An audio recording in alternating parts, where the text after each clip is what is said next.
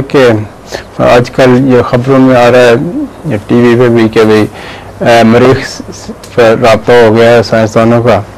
تو سوال یہ ہے کہ کیا یہ اسلامی نقطہ نگاہ کے مطابق دوسرے سیاروں پر یا دوسرے اجرام فلکی پر زندگی یا زندگی کے آثار کا ذکر ہے؟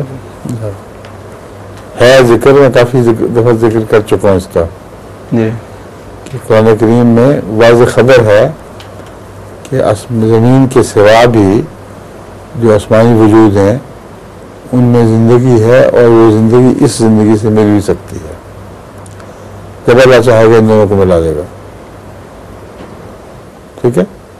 کیونکہ یہ کہہ رہے ہیں کہ وہاں کا تقریباً ٹیمپریچر جو ہے یہ نقطہ انجماع سے بھی بہت کم ہے, -90 یا اس سے بھی کم ہے.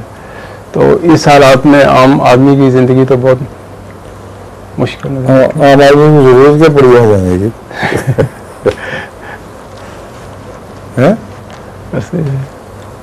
زندگی جن حالات میں بھی پیدا ہوئی اور نشو و نما پا رہی ہے ان حالات کے مطابق وہ ڈل جاتی ہے. خدا تعالیٰ کے قانون میں قدرت ایسا ہے کہ زندگی کو ان حالات کے مطابق ڈھال دیتا ہے. اب پولر بیئرز ہیں, وہ ان کو بلا کے یہاں چھوڑ دیں صحرائے عرب میں, نہیں سروائیو نہیں کر سکتے, دیکھتے دیکھتے مر جائیں گے. اب ہر ایک جگہ کے لیے اپنی چیزیں ہیں.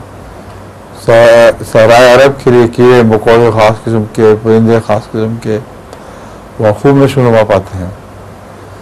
تو اس لیے اگر باہر زندگی کوئی ہے تو اپنے حالات کے مطابق ڈھالی جا چکی ہوگی. ٹھیک ہے. ٹھیک. -60 سے کچھ بھی نہیں ہوگا. شکریہ.